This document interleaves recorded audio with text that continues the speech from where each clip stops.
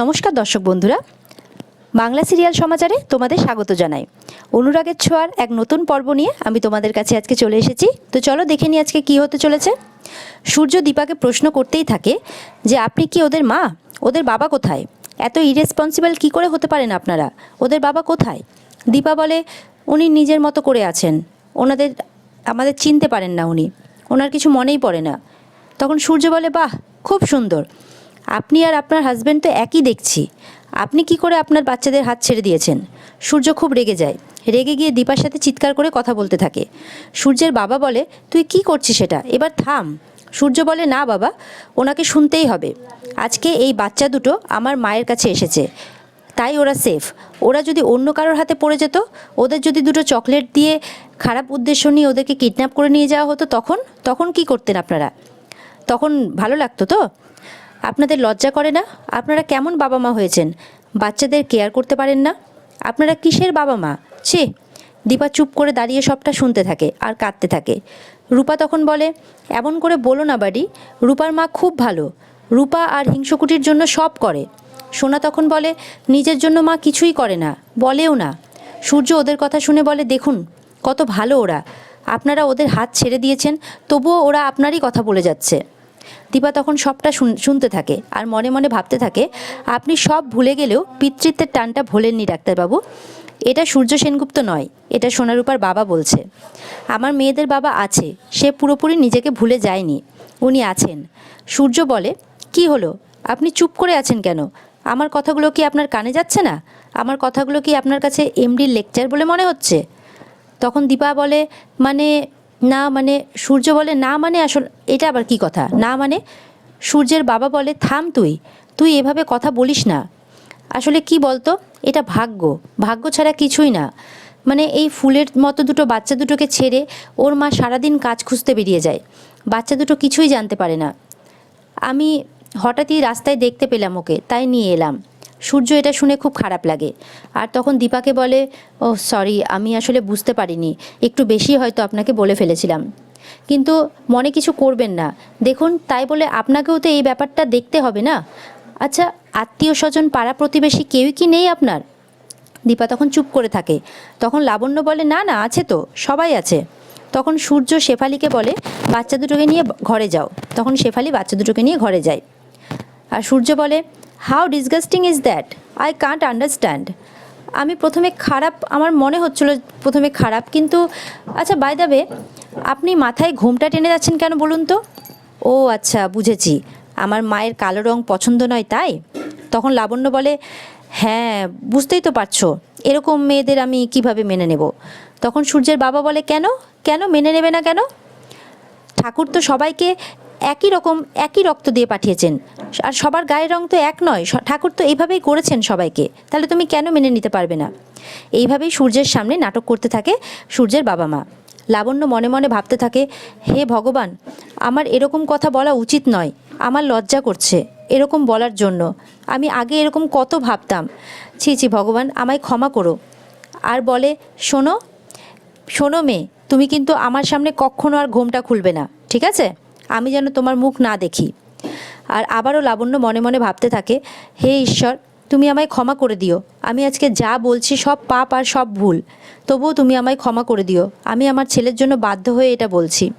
দীপা আমার মেয়ে, ওকে আমি আমার মেয়ের মতো ভেবেছি, ওকে আমি আমার সবটা দিয়ে ভালোবেসেছি, ওর গায়ের রং ওর সম্পদ, ওর সাথে আমি দিনের পর দিন অন্যায় করে গেছি, আর আমার ছেলের জন্য আবারও আমাকে এটা করতে বাধ্য হতে হয়েছে। ঠাকুর, আমায় তুমি ক্ষমা করো ঠাকুর। দীপাও মনে মনে লাবণ্যের দিকে তাকিয়ে ভাবতে থাকে আপনি অপরাধ বোধে ভুগবেন না মা, এই রং নিয়ে আপনার ভয় ছিল আমি জানি, কিন্তু আপনি এখন সম্পূর্ণ আলাদা, আপনি পাল্টে গেছেন। সূর্যের বাবা তখন দীপাকে গেস্ট হাউসে নিয়ে যাওয়ার নাম করে দীপাকে এখান থেকে নিয়ে যায়। লাবণ্য তখন সূর্যকে বলে তুমি এখানে দাঁড়িয়ে কেন, যাও, পড়াশোনা নেই তোমার, পড়তে যাও যাও। সূর্য তখন চলে যায়। অন্যদিকে দেখা যায় জয় আর উর্মি বাচ্চাদের নিয়ে কি করবে, কোথায় যাবে কিছু ভাবতে পারে না, আর হোটেলে যাবে বলে ঠিক করে। এদিকে দেখা যায় দীপার উপর স্যার খুব রেগে থাকেন আর বলে ওকে ক্লাস করতে দেবেন না, দীপা ওনাকে ইনসাল্ট করেছে। তখন আরেক স্যার যিনি দীপাকে পছন্দ করেন তিনি দীপার হয়ে কথা বলেন, কিন্তু এই স্যার তো কিছুতেই বুঝতে পারেন না, ওনাকে বোঝানোই সম্ভব হয় না। উনি বলেন যে আমি কিছুতেই দীপাকে অ্যালাউ করতে পারবো না। তখন দীপার হয়ে একটা সুযোগ চাওয়ায় এই স্যার বলে, কিসের সুযোগ? আচ্ছা, দীপা কি আপনার কাছে ক্ষমা চাইলে আপনি তাও ক্ষমা করবেন না? প্লিজ, না হলে একটা স্টুডেন্টের ভবিষ্যৎ নষ্ট হয়ে যাবে, প্লিজ। তখন ওই স্যার চলে যান। এদিকে দেখা যায় সোনারূপা বলে, মা, তোমাকে ওরকম বকা খেতে দেখে আমাদের খুব খারাপ লাগছিল, তুমি চুপ চুপ করে কেন ছিলে মা? দীপা বলে, তোমরা বসো এখানে, দেখো বাবার তো শরীর ভালো না, তাই না? তো বাবাকে তো সুস্থ করে তুলতে হবে। তখন লাবণ্য আসে আর বলে, হ্যাঁ, তো বাবাকে তো সুস্থ করে তুলতে হবে, ঠিক করে তুলতে হবে, আর এইটা ঠিক করতে গিয়ে আমি দীপার কাছে অপরাধী হয়ে যাব। আর কাঁদতে থাকে। আর দীপা তখন বলে, আচ্ছা মা, আপনি এরকম করলে আমি কোথায় যাব বলুন তো? সূর্যের বাবাও আসে আর বলেন, এই কান্নাকাটি এখন করো না, এখন থামাও। এই কান্নাটা যে বুঝতে পারছি আমি, যে এই কান্নাটা তোমার অনেক দিনের, যেটা বুকে জমে আছে, আমি সবই বুঝতে পারছি। লাবণ্য বলে, রূপ রং এই নোংরা ব্যাপারটা নিয়ে আমি কী না অত্যাচার করেছি তোমাদের সাথে, দিনের পর দিন আমি অত্যাচার করে গেছি। আর সমানে কাঁদতে থাকে লাবণ্য, আর আগের কথাগুলো ভাবতে থাকে। আর আবার আমি বাধ্য হলাম এই কাজ করতে, আমাকে তুমি ক্ষমা করে দিও ভগবান। আর খুব কাঁদতে থাকে। দীপা বলে, আপনি শান্ত হন মা, প্লিজ আপনি শান্ত হন। রূপা বলে, দিদি ভাই, এতে কাদার কি হয়েছে? কেউ ফর্সা হয়, আবার কেউ চাপাও হয়। সোনা বলে, হ্যাঁ, পাতা মেয়ে বাবার মতো রং, আর আমার মায়ের মতো রং। যখন আমরা নাচ করি, সোনা বলে, যখন আমরা নাচ করি তখন আমি কৃষ্ণ হই আর পাতা মেয়ে হয় রাধা, দুজনকেই তো দেখতে ভালো লাগে। লাবণ্য তখনও কাঁদতে থাকে ওদের কথা শুনে, আর বলে, অনেক কিছু আমি সংশোধন করতে পারতাম, অনেক কিছু ভাবতে পারতাম, অনেক ভালো হতে পারতাম আমি। সূর্যের বাবা তখন বলেন, আগে যা ঘটে গেছে তা তো আর ফেরানো যাবে না। এই যে এতদিন পর তোমরা সবাই মিলে কাছাকাছি আছো, এটাই কি কম পাওয়া নাকি? তিস্তা বলে, এই যে বইগুলো বৌদিদি, এখন থেকে তুমি এখানেই থেকে পড়াশোনা করবে, বুঝেছ? আর তখন দীপা বলে, এই আউট হাউসটা, মানে মনে মনে ভাবতে থাকে, এই আউট হাউসটাতে আমাদের কালরাত্রি হয়েছিল। আর আগের কথাগুলো ভাবতে থাকে দীপা। দীপা বলে, আচ্ছা তিস্তা, উর্মি, জয় এদেরকে দেখতে পাচ্ছি না, এরা কোথায়? তিস্তা তখন বলে, ছোট বৌদি, ওরা তো হোটেলে। এটা শুনে সবাই খুব অবাক হয়ে যায়। দীপা বলে, কেন? তিস্তা তখন সবটা বলতে থাকে। দীপা বলে, না না, এটা হতে পারে না, আমি বাচ্চাদের নিয়ে এখানে থাকবো আর জয় উর্মি হোটেলে থাকবে বাচ্চাদের নিয়ে, এটা কেমন?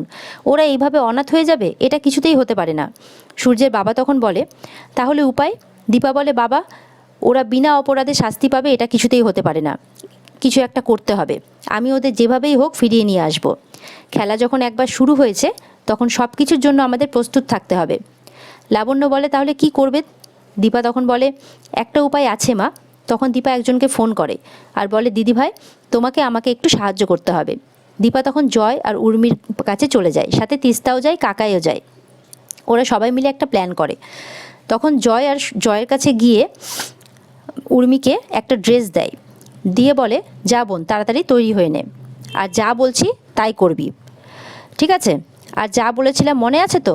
তখন জয় ইয়ার্কি করে বলে, হ্যাঁ হ্যাঁ, একদম মনে আছে, হারগিজ মনে থাকবে, থাকবে না আবার? উর্মি বলে, তুমি একটু থামবে? তিস্তা বলে, অন্য কোনো উপায় নেই বৌদিদি, অন্য কোনোভাবে কিছু করা যায় না? কাকাই তখন বলে, এত বাচ্চা একসাথে বাড়িতে ঢুকবে, সূর্য কি কোনো রিয়্যাক্ট করবে না? দীপা তখন বলে, কেন বলবে দিদি অ্যাডাপ্ট করেছে? তখন কাকাই সমানে হাসতে থাকে আর বলে, অ্যাডপ্ট করেছে, কিন্তু ওদের দুজনের বয়স তো সমান নয়, একসাথে দুটো অসমবয়সী বাচ্চাকে কিভাবে অ্যাডপ্ট করতে পারে? আর সমানে হাসতে থাকে। দীপা তখন বলে, আমি কিছু ভাবতে পারছি না কাকাই, আমার মাথায় কিচ্ছু ঢুকছে না, আমি কিচ্ছু বুঝতে পারছি না যে কি করতে হবে, তোমরা একটু প্লিজ কিছু করো। এই নিয়ে সবার মধ্যে কথাবার্তা হতে থাকে, কেউ কিছুই বুঝতে পারছে না, কি করা উচিত কিছুই ভাবতে পারছে না। তখন দীপা বলে, একটা জিনিস বোঝার চেষ্টা করো, দীপ আর বীর যদি ওই বাড়িতে না যায়, তাহলে আমি আয়া হয়ে ওই বাড়িতে যেতে পারবো না।